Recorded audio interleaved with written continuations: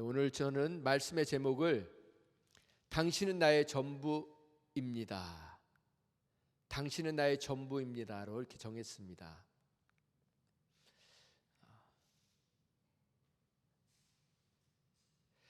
솔로몬 왕 이후에 이스라엘은 두 나라로 갈렸습니다.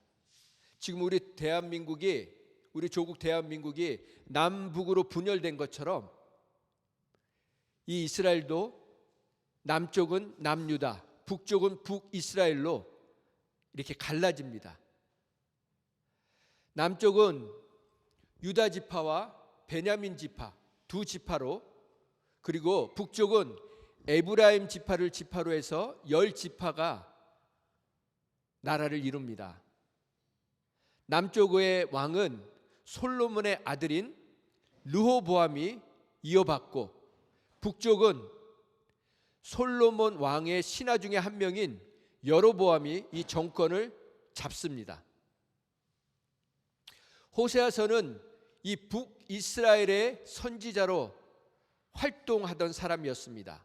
그 호세아가 기록한 것이 바로 오늘 우리가 읽고 있는 호세아서입니다. 호세아가 활동하던 당시, 그 당시는 벌써 남북으로, 이스라엘이 남북으로 갈라진 지가 180년 정도가 흐른 뒤였습니다. 우리 조국이 지금 남북으로 갈라진 지가 74년이 되지 않았습니까? 그러니까 지금 우리 조국이 갈라진 것보다 2배가 넘는 시간을 지금 이스라엘 백성은 남북으로 갈라졌습니다. 그러니 얼마만큼 남과 북이 어려움이 있었겠습니까? 이질적인 면이 있었겠습니까? 그런데 오늘 우리가 말씀을 통해서 살펴보고 싶은 것은 남유다와 북이스라엘이 멸망하기 전까지 남유다에는 20명의 왕이 있었습니다. 그리고 북이스라엘에는 19명의 왕이 있었습니다. 그런데 남유다에는 그 20명 중에 한 8명은 선왕, 좋은 왕이다. 여기서 좋은 왕이라는 기준은 착한 왕이라는 기준이 아니고 하나님 말씀에 순종한 왕이 20명에서 절반도 안 되는 8명만이 하나님의 뜻에 따라서 살려고 노력했다는 것입니다. 나라를 통치하려고 노력했다는 것입니다. 그런데 북쪽에 있는 북이스라엘에는 19명의 왕이 있었는데 그 중에 몇 명이 하나님의 마음에 합한 왕이었냐면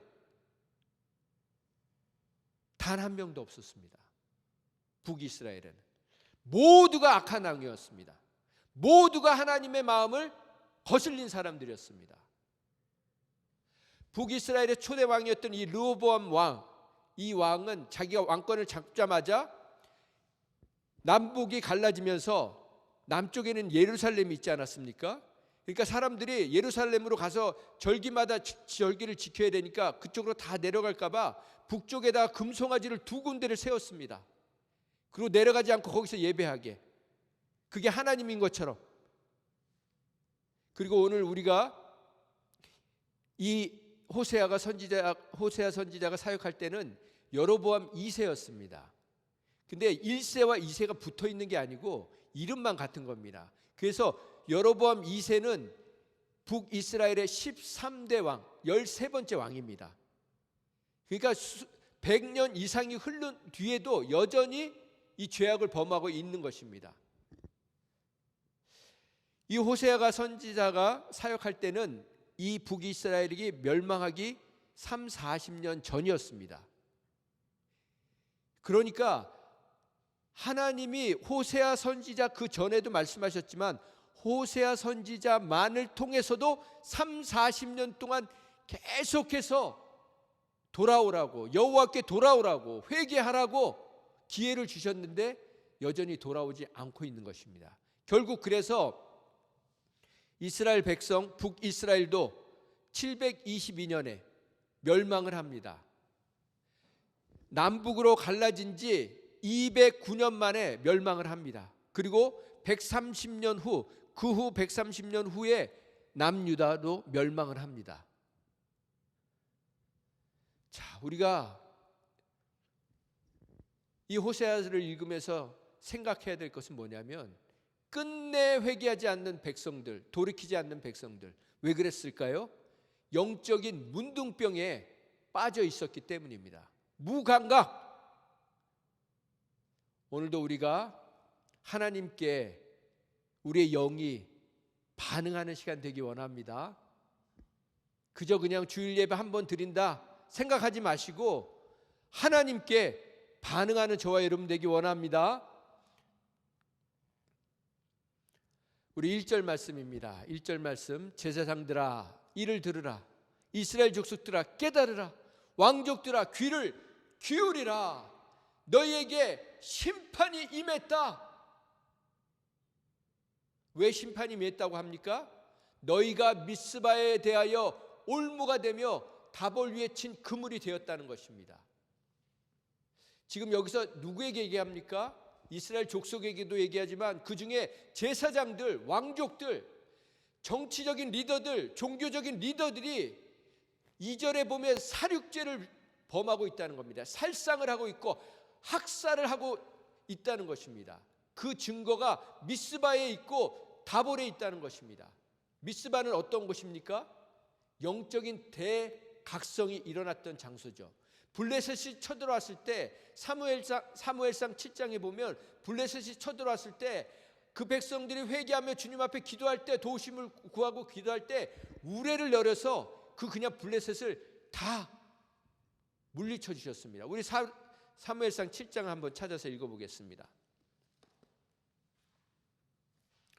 구약성경 418페이지, 사무엘상 7장, 구약성경 418페이지 3절부터 보겠습니다. 제가 읽어드리겠습니다. 사무엘이 이스라엘 온 족속에게 말하여 이르되 너희가 전심으로 여호와께 돌아오려거든, 호세아하고 똑같은 얘기를 하죠. 여호와께 돌아오라. 그렇게 하려면 이방 신들과 아스라롯을 너희 중에서 제거하고 너희 마음을 여호와께로 향하여 그만을 섬기라. 하나님만을 섬기라. 그리하면 너희를 블레셋 사람의 손에서 여호와께서, 하나님께서 건져 주실 것이다. 이에 이스라엘 자손들이 바알들과, 여기에 또 바알이 나오죠. 바알들과 아스라롯을 제거하고 여호와만 섬기니라. 그러니까 사무엘이 이르되 온 이스라엘은 미스바로 모이라. 내가 너희를 위하여 여호와께 기도하겠다 하매 그들이 미스바에 모여 물을 길어 여호와 앞에 붓고 그날 종일 금식하고 거기에서 이르되 우리가 여호와께 범죄했습니다. 하나님 잘못했습니다. 그렇게 고백을 하니까 사무엘이 미스바에서 이스라엘 자손을 다스리는 겁니다. 그러면서 이스라엘 자손이 미스바에 모였다 함을 누가 들었습니까? 블레셋 사람들이 듣고 그들의 방백들이 이스라엘을 치러 올라오는 겁니다. 이스라엘 자손이 이것을 듣고 블레셋 사람을 두려워합니다. 8절 말씀, 이스라엘 자손이 사무엘에게 이르되 당신은 우리를 위하여 우리 하나님 여호와께 쉬지 말고 부르짖어 주십시오. 우리를 이 블레셋 사람들에서 구원해 달라고 기도해 주십시오 하니 사무엘이 전 먹는 어린 양 하나를 가져다가 온전한 번제를 여호와께 드리고 이스라엘을 위하여 여호와께 부르짖음에 여호와께서 응답하셨더라. 사무엘이 번제를 드릴 때에 블레셋 사람이 이스라엘과 싸우려고 가까이 오매 번제를 드리고 있는데, 예배를 드리고 있는데 가까이 오는 겁니다. 그날에 여호와께서 블레셋 사람에게 큰 의뢰를 바라여 그들을 어지럽게 하시니 그들이 이스라엘 앞에서 패한지라. 싸우지도 않고 이긴 것입니다. 이스라엘 사람들이 미스바에 내려가서 블레셋 사람들을 추격하여 벳갈 아래에 이르기까지 쳤더라. 사무엘이 돌을 취하여 미스바와 센 사이에 이르되 여호와께서 여기까지 우리를 도우셨다 하고 그 이름을 에베네셀이라 하니라. 여러분, 하나님이 우리를 여기까지 도우신 것처럼 영원토록 우리를 도우실 줄 믿습니다. 그러고 나서 13절에 블레셋 사람들이 굴복하여 다시는 이스라엘 지역 안에 들어오지 못하였으며 여호와의 손이 사무엘이 사는 날 동안에 블레셋 사람을 막아주셨다. 아멘. 이 귀한 장소가 바로 역사적인 부흥의 장소, 하나님이 역사하신 장소가 바로 이 미스바라는 것입니다. 그런데 이 미스바에 우상을 세웠다는 겁니다. 송아지 우상을 세웠다는 것입니다. 그곳에서 죄를 범했다는 것입니다. 다볼은 어디입니까? 사사기 4장 3절, 야빈 왕은 철병거 900대가 있어 20년 동안 이스라엘 자손을 어떻게 했습니까? 심히 학대하였으므로 이스라엘 자손이 여호와께 부르짖었더라. 그러니까 누가 나옵니까? 여선지자 드보라가 나옵니다. 여선지가 하나님 앞에 기도합니다. 하나님의 도우심을 구합니다. 그러니까 15절 말씀, 여호와께서 바락 앞에서 시스라는 이 야빈의 군대 장관입니다.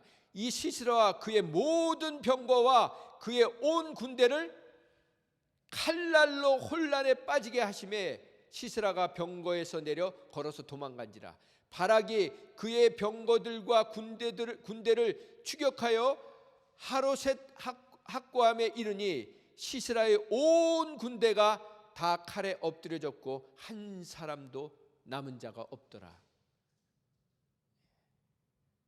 이 하나님이 그들을 20년간 자기들을 괴롭혔던 그 가나안 왕에게서부터 구원해 주신 장소가 바로 그 다볼이란 현장입니다. 그 미스바와 다볼에서, 그 역사적인 믿음의 장소에서, 하나님이 역사하신 그 장소에서 백성들이 뭘 했냐면 이스라엘 백성들에게 죄를 짓게 하는 일을 했다는 것입니다. 백성들의 올무, 덫을 만들고 함정을 만들어서 그 백성들을 죄로 우려먹어서 살았다는 겁니다. 그게 바로 호세아서 4장에 나옵니다. 호세아서 4장 8절을 보세요.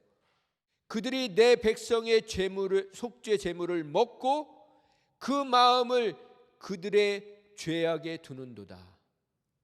이게 무슨 말이냐면요, 제사장들이 백성의 허물, 죄 때문에 먹고 살기 때문에 백성이 더 죄를 많이 짓기를 바랬다는 겁니다. 백성들에게, 이 제사장들에겐 기업이 따로 없었잖아요. 백성들이 재물을 갖고 오면 그 중에 일부를 제사장들에게 주지 않았습니까? 근데 그 백성들이 죄를 많이 지면 그만큼 제사장들은 먹을 게 막 풍성해지는 거예요.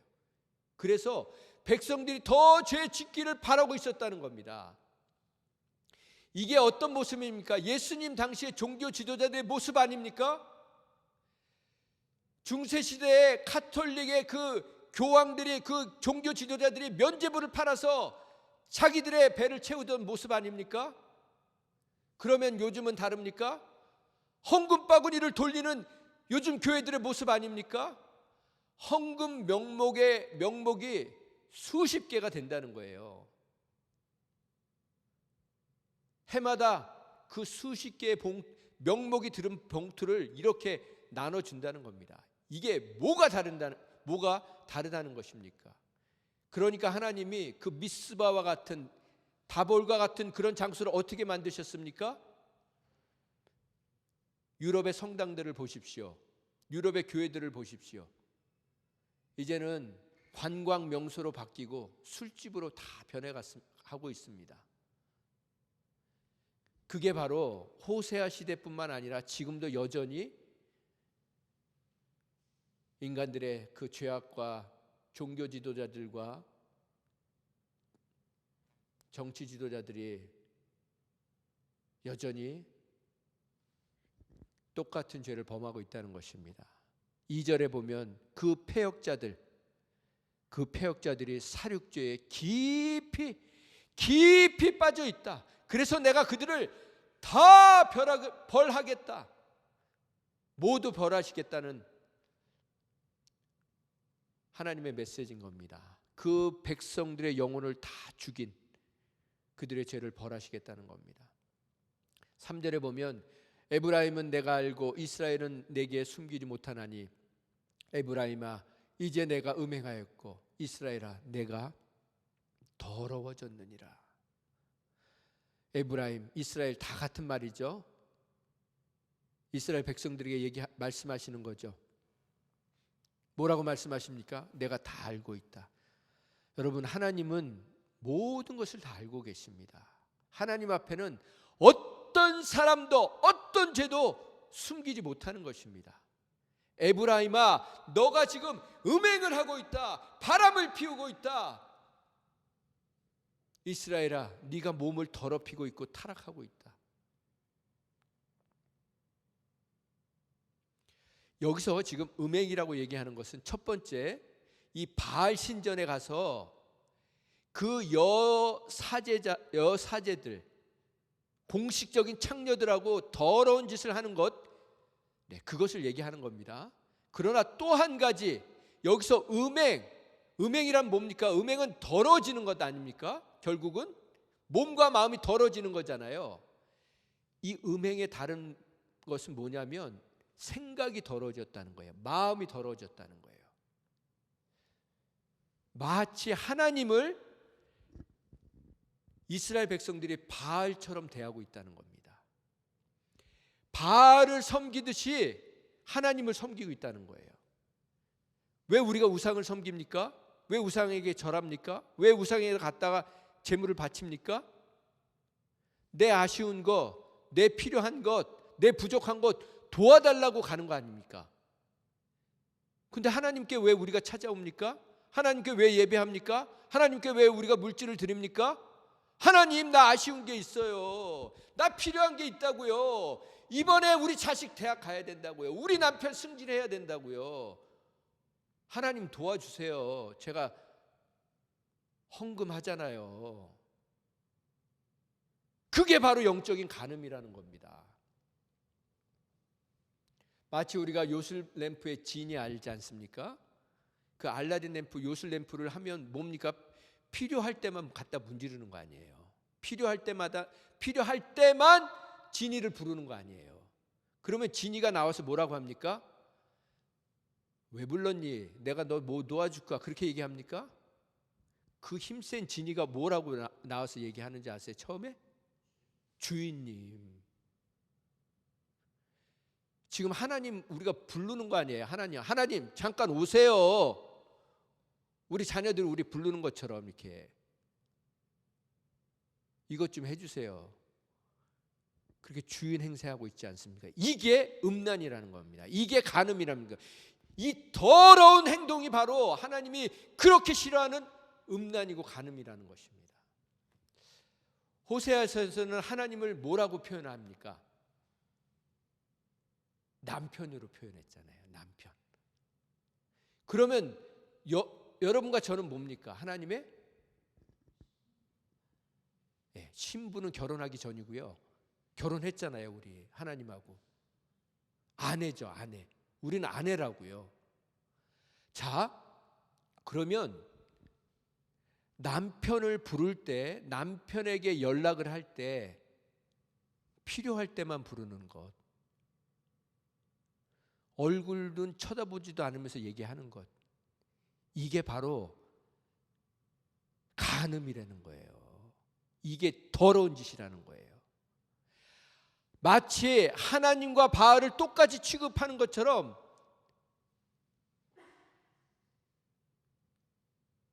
만약에 우리 배우자가 남편이 됐건 아내가 되었건 내 배우자가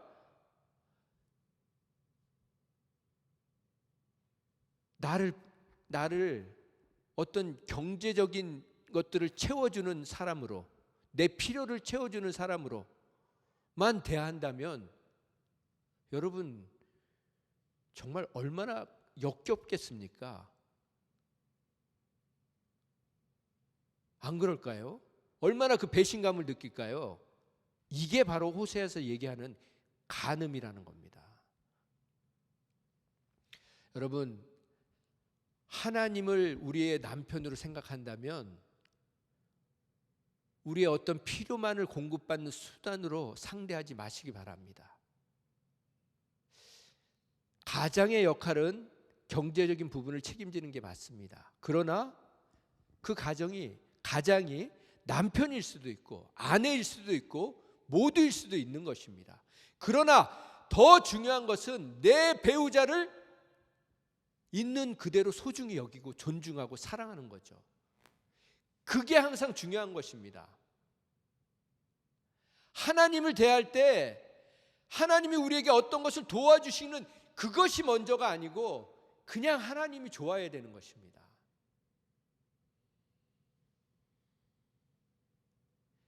그래서 저는 오늘 말씀의 제목을 당신은 나의 전부라고 한 것입니다. 우리 배우자는 다 느낍니다. 말을 안 해도 정말 배우자가 나를 어떻게 대하고 있는지. 저는 제 아내가 저랑 나이 차이가 많아가지고 제가 잘 정말 속여 먹고 살았어요. 핑계도 많이 대고 변명도 많이 하고 합리화도 많이 하고. 그런데 배우자는 속일 수 있어도 우리는 하나님은 못 속입니다. 근데 우리는 그냥 막 슬쩍 넘어가려고 하잖아요.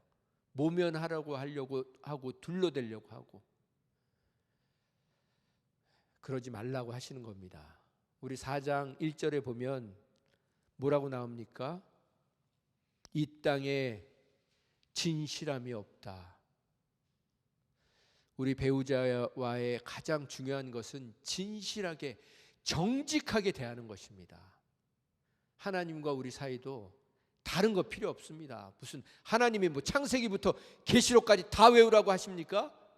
아니에요. 내 앞에서 진실해라. 내 앞에서 솔직해라. 내 앞에서 정직해라. 그걸 요구하시는 것입니다.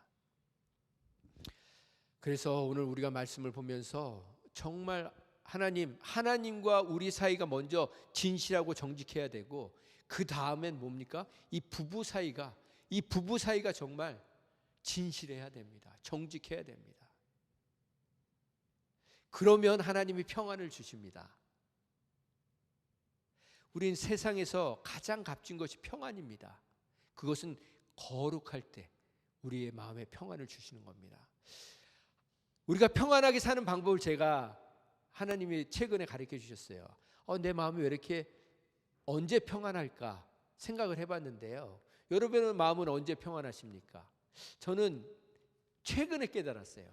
제 마음이 정말 평안할 때는 하나님이 기뻐하시는 것에 집중할 때, 하나님이 기뻐하시는 것을 할 때 제 마음에 평안이 있는 것을 알게 됐어요. 다른 거 없습니다. 그냥 하나님 앞에 하나님 평안 좀 주세요. 평안 좀 주세요. 죄 짓고 있는데, 잘못하고 있는데, 하나님이 원하시지 않는 일을 하고 있는데 절대 평안 없습니다. 그런데 내가 하나님이 기뻐하시는 일에 집중하고 있고 그 일을 하고 있으면 나도 모르는 사이에 하나님이 평안을 부어주시는 거예요. 그래서 다른 사람들을 대할 때, 우리가 다른 사람들을 대할 때 만약에 우리가 막 그 사람의 어떤 사실을 알고 있잖아요. 불편한 사실, 그리고 나를 힘들게 하는 사실, 그걸 알고 있어도 하나님이 기뻐하시지 않는 것들은 여러분의 마음의 집에 담아두지 마세요. 그게 비록 사실이다 할지라도 하나님이 기뻐하시지 않는 생각, 마음은요 담아두지 마시라고요. 그게 뭔지 아세요? 그게 담아놓으면 쓰레기가 되는 거예요. 오물이 되는 거예요. 냄새가 나는 거예요. 악취가 나는 거예요. 아무리 좋은 집도 여러분 악취가 나보세요. 그 집에 살고 싶으세요? 들어가고 싶으세요? 들어가고 싶지 않잖아요. 여러분에게 냄새가 나면요 배우자가 여러분 근처에 오기 싫어한다고요. 여러분과 제 안에 더러운 생각이 있고 이 음탕한 마음, 두 마음이 있으면 우리 자녀들이 그걸 눈치를 챈다고요. 그래서 우리 자녀들이 집에 들어오고 싶지가 않은 거예요. 배우자가 겉도는 거예요. 그런데 여러분이 정말 배우자만 바라보고 있다고 생각해 보세요. 다른 데 안 갑니다. 집에 빨리 오고 싶죠. 집에서 무슨 맛없는 반찬을 해줘도 내 배우자 보고 싶은 거예요. 왜 하루 종일 고생해서 일합니까? 내 배우자 보고 싶어서. 그거 하는 거 아니에요. 제 신혼 때 정말 제 아내가 저를 구제해 주려고 제가 소파에서 6개월을 자니까 불쌍해가지고 일찍 결혼해 줬잖아요. 그래가지고 이제 결혼을 했는데 막 하루는 갔는데 제가 좋아하는 오이지를 만든 거예요. 너무 맛있게 보이는 오이지를 만든 거예요. 그래서 제가 배도 고파가지고 그걸 딱 해가지고 먹었는데 그 소금에 쩔어져 있는 그 오이지 맛인데 그걸 제가 먹으면서 막 저기 했겠어요. 세상에서 제일 맛있는 거라고 얘기는 안 했지만 맛있게 먹었습니다. 여러분, 왜 남편이 아내가 반찬 투정합니까? 그건 애정이 식었다는 거예요. 반찬이 맛이 없다는 게 아닙니다. 그러면 이제 지혜로운 여인으로 사시기 바랍니다. 4절 말씀 같이 읽어볼까요? 시작. 그들의 행위가 그들로 자기 하나님에게 돌아가지 못하게 하나니 이는 음란한 마음이 그 속에 있어 여호와를 알지 못하는 까닭이다. 여러분, 음란한 마음, 음탕한 마음, 여기 마음이라는 것은 생각을 얘기하는 거예요. 그게 우리 마음속에 있으면, 그런 생각이 있으면, 우리 영 안에 있으면 알지 못하게 된다는 거예요. 여기에서 알지 못하게 된다는 건 뭐냐면 안중에 없어진다는 거예요. 안중에 없어진다. 안중에 없다는 말은 뭡니까? 관심이 없다는 거잖아요. 관심이. 뭐를 알지 못한다. 뭐에 안중에 없다, 관심이 없는 거냐면 첫 번째, 하나님에 대해서 관심이 없어집니다. 두 번째, 배우자가 안중에 없는 거예요. 바람 피는 사람들 보세요. 배우자가 안중에 있으면, 관심에 있으면 바람 피겠습니까? 자녀들이 안중에 있으면 바람 피겠습니까? 관심이 없어지는 거예요. 누가 배우자인지 못 알아보는 거예요. 사탄이 돌아가지 못하도록 꽉 붙잡고 있는 거죠. 언제까지요? 다 망할 때까지, 죽을 때까지 붙들고 있는 것입니다.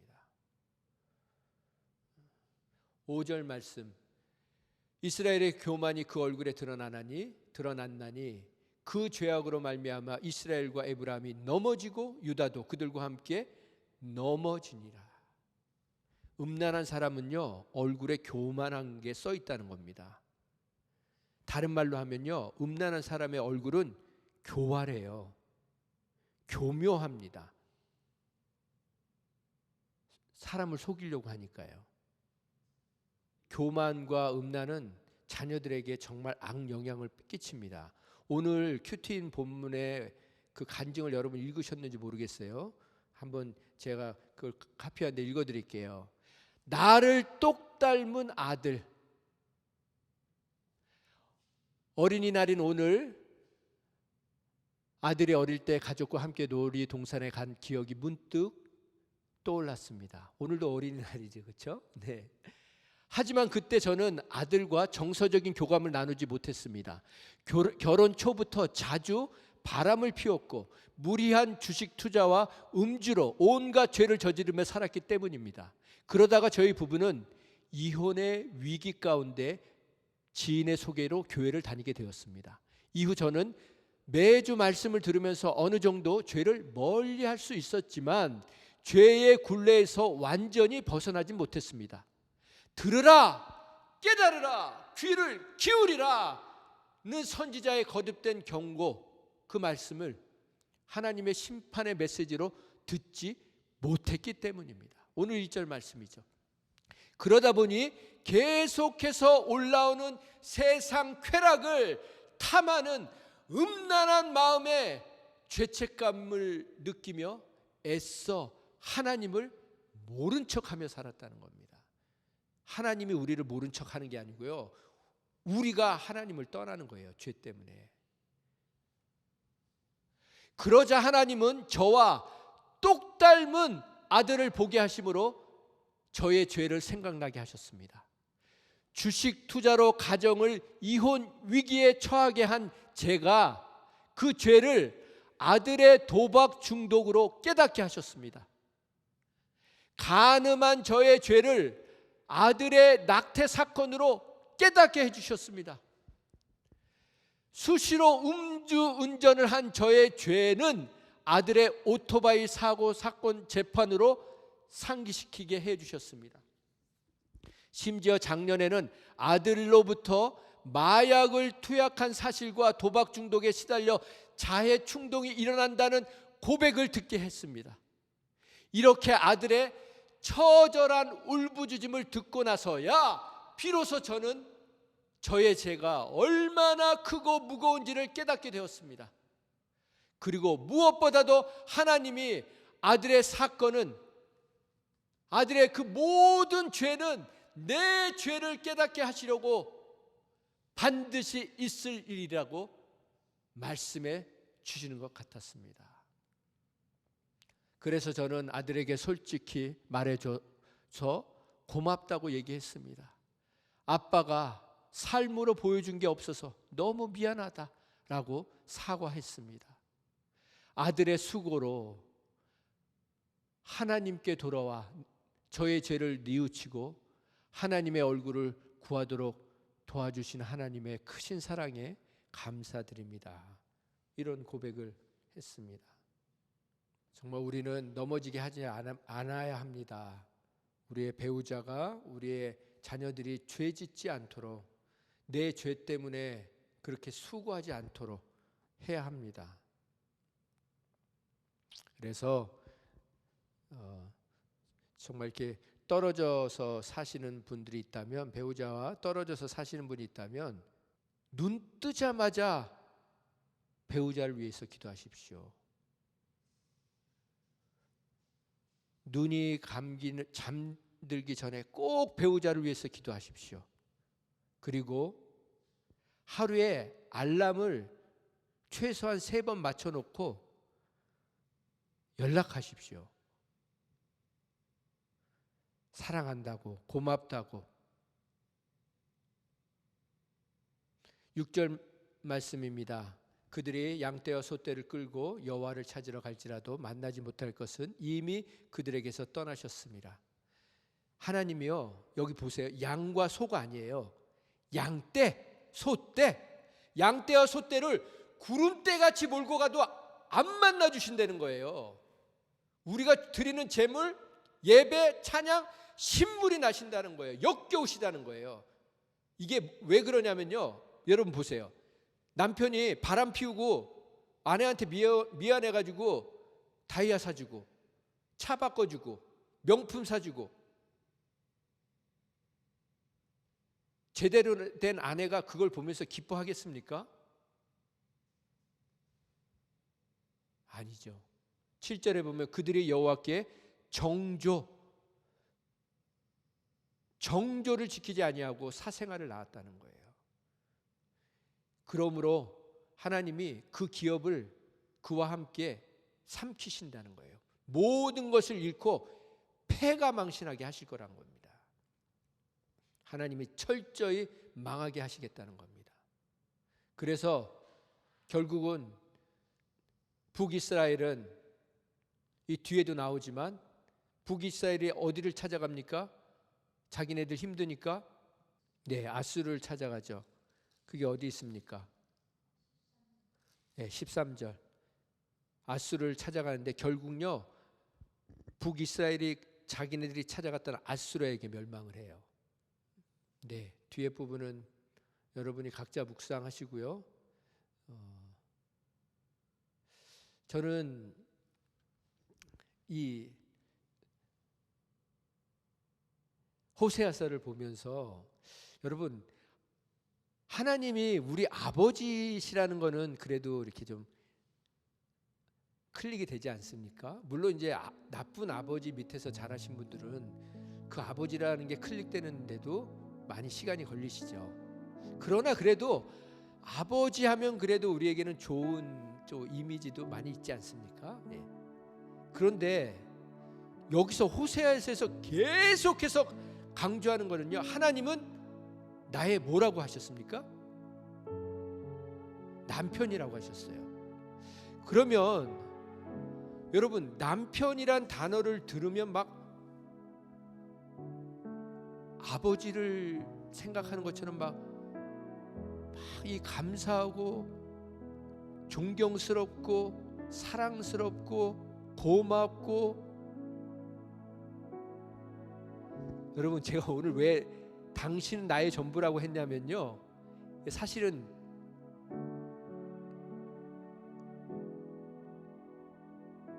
이게 이 제목만 보면 하나님만 떠오르시잖아요. 여기에서 당신은요, 남편을 얘기하는 거예요. 그 첫 번째는 하나님 맞아요. 그러나 제가 또 제목을 적응한 이유는 이 남편을 얘기한 거예요. 남편은 나의 전부. 그런데 우리 마리아 집사님, 남편이 집사님의 전부세요?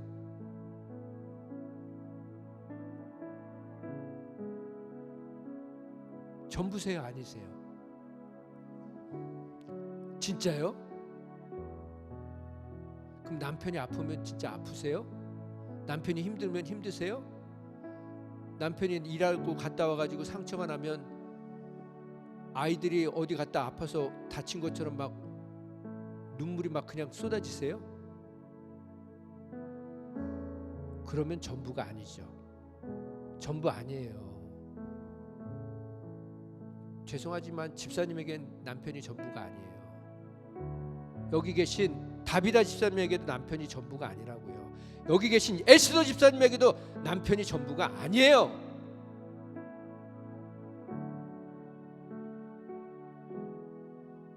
저도 제 아내가 저에게 전부가 아니에요. 말은 전부라고 얘기하지만 그 말은 무슨 얘기냐면요, 하나님은 우리 전부가 아니에요. 우리는 하나님이 나의 전부라고 맨날 찬양하고 고백하지만 그게 거짓말이라고요. 어떻게 전부인데 그렇게 대합니까? 어떻게 전부인데 일주일에 두세 번 연락합니까?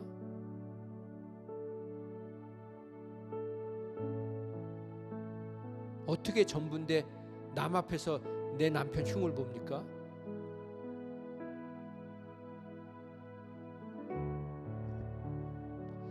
자, 우리가 하나님이 우리를 사랑하셔서 우리를 자녀 삼으시려고 당신의 아들을 주셨다는 건 우리 잘 알지 않습니까? 그런데 이건요, 뭐하고 똑같으냐면요, 이 호세아서에서 말하는 건요, 남편 대신 하나님께서 고멜 같은 창녀 같은 우리를 살리시려고, 그 정부에서 빼넣어 주시려고 그 돈을 지불하지 않습니까? 그 돈이 바로 예수님을 상징하는 거예요. 그러면 우리가 이걸 좀 적나라하게 한번 표현을 하겠습니다. 여러분, 여러분과 여러분의 배우자와, 그냥 쉽게 여러분의 남편이 음녀 같은 여러분을 데리고 살려고 자식을 죽이는 거예요. 자식을. 예수님을 십자가에 못 박으셔서 우리 죄인을 구원해 주셨다는 것은 남편 대신 하나님께서 이 고멜 같은 우리를 구원해 주시려고 자기 자식을 죽이는 거라고요. 그런데 우리는 남편과 자식을 선택한다면 누구를 선택합니까? 자녀 선택하잖아요. 그게 얼마나 큰 죄인지 압니까? 하나님은 아들을 죽이고 우리를 선택했다고요. 고멜 같은 우리를 선택했다고요. 근데 우린 뭐예요? 자식 선택한다고 남편을 버리고 오는 사람들 아닙니까? 왜 이혼을 합니까? 그리고 왜 끝까지 자식들한테는 연락합니까? 남편한테는 연락 안 하면서? 그래서 우리가 이 땅에서 복을 못 누리고 사는 거예요. 그래서 호세 선지자가 내가 네 남편이라고 말씀해 주시는 거예요. 그 말은 네 남편 소중히 여길 줄 알으라는 거예요. 이게 거꾸로 얘기하면 믿지 않는 아내를 소중히 여기라는 말씀과 똑같은 거죠. 잠깐 기도하겠습니다. 호세아에서 왜 하나님이 계속 음란에 대해서 말씀하십니까? 바알을 섬기기 때문만이 아닙니다. 바알을 섬기는 것과 똑같이 하나님을 대하기 때문입니다. 그런데 하나님은 그런 이스라엘 백성이 우상이 주는 그 화대, 몸을 팔아서 그 우상이 준 그 화대, 그 건포도를 먹으면서 좋아하는 그들을 끝까지 사랑하시겠다, 끝까지 포기하지 않으시겠다고 하시는 것입니다. 그 은혜를, 그 구원을 받고 살면서 어떻게 우리가 우리 배우자를 원망할 수 있겠습니까? 내가 창녀로 사는 것은 까마득히 있고, 하나님은 우리에게 하나됨의 기쁨, 연합하는 기쁨을 바로 이 부부에게만 허락하신 것입니다.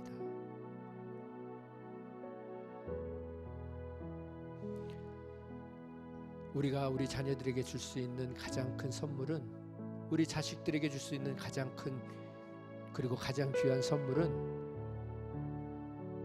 부부가 그렇게 서로 사랑하는 모습, 존중하고 존경하는 모습을 보여주는 것입니다. 여러분에게 남편이란 단어가 새롭게 각인되길 원합니다. 여러분에게 아내라는 단어가 새롭게 각인되기를 원합니다. 여러분에게 남편은, 여러분에게 아내는 하나님이 우리에게 전부인 것처럼 전부여야 합니다. 정말 배우자에게 진정한 관심을 가지시기 바랍니다. 하나님이 우리의 수단이 되면 안 되는 것처럼 우리 배우자도 우리의 정욕을 채우는 수단과 도구가 되어서는 안 됩니다.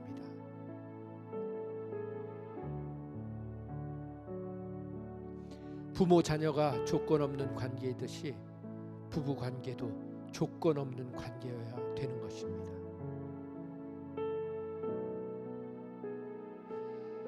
우리가 자녀들을 자랑하는 것처럼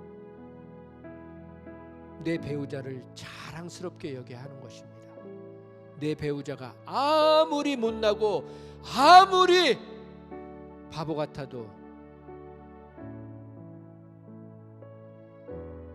우리는 그 배우자를 자랑스럽게 여겨야 하는 것입니다. 더 이상 누워서 내 얼굴에 침을 뱉는 그 부끄러운 짓을 하지 말아야 하는 것입니다.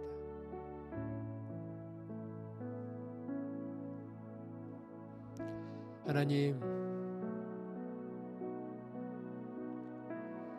주님은 그렇게 사랑한다고 수백 번, 수천 번, 셀 수도 없이 고백했지만 내 배우자를 보면 증오의 눈빛으로, 분노의 눈빛으로, 원망의 눈빛으로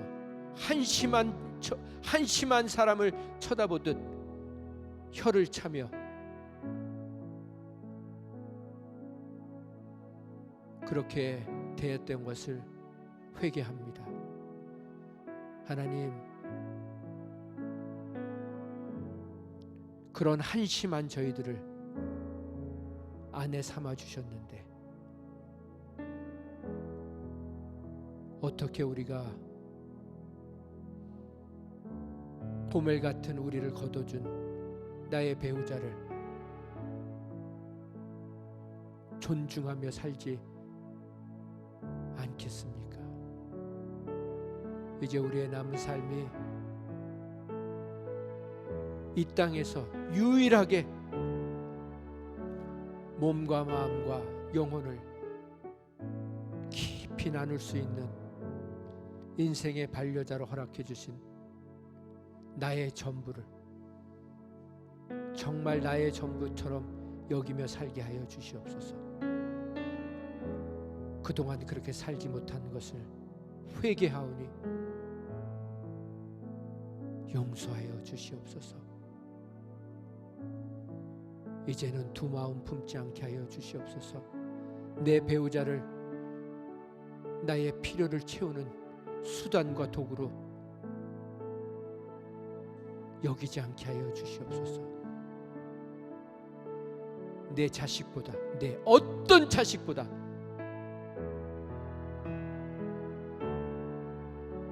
내 배우자를 존중하고 존경하고 사랑하며 살게 하여 주시옵소서. 그것이 바로 하나님을 기쁘시게 하는 일임을 잊지 않게 하여 주시옵소서. 그렇게 살아갈 때 우리의 자녀들이 건강하게 행복하게 건강한 가정과 건강한 미래를 꿈꾸며 살아가게 해주실 줄 믿습니다. 이제는 우리를 위해 고멜된 우리를 아내 삼아주신 남편 되신 하나님의 극진하신 사랑과 고멜 같은 우리를 위해 십자가에서 죽어주신 예수님의 그 극진하신 사랑과 고멜 같은 우리에게 다시 한번 새로운 기회를 허락해 주신 성령님의 그 극진하신 사랑이